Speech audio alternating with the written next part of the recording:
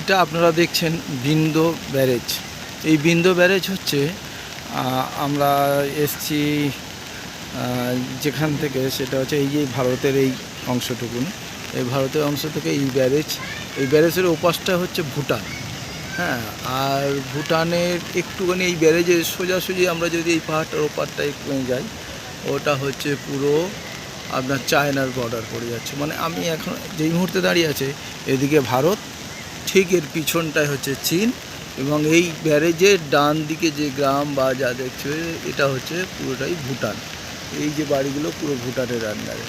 ঠিক আছে, এই মুহূর্তে খুব বৃষ্টি হচ্ছে, আমরা ঠিকমতো দেখাতে পারছি কি না জানি না, তবে খুবই ভালো। আর এই ব্যারেজের সামনে থেকে যে জলটা আটকে রাখা হয়েছে, এটা চায়নার সামনে থেকে জলটা আসছে, এটা আটকে ছোটো করে জলটা ছাড়া হচ্ছে। আমি ক্যানেলের কাছাকাছি তবু আসার চেষ্টা করছি, জানি না আপনাদের ঠিক দেখাতে পারছি কিনা। এটা একটা ছোট্ট ব্যারেজের সামনে এসছি,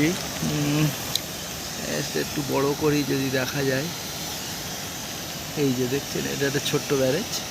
আর এদিকে বড় ব্যারেজটা আছে যেখানে জলগুলো আটকে আস্তে করে ছাড়া হচ্ছে, এবং এই জলগুলো এখান থেকে চলে আসছে। পাহাড় বেয়ে যাচ্ছি, এই যে গেলাম, ব্যাস এইভাবে যাচ্ছি।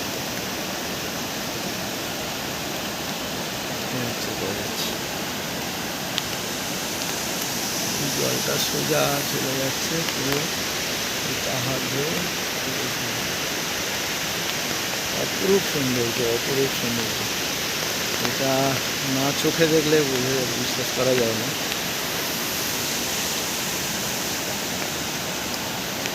বিন্দু ব্যারেজ।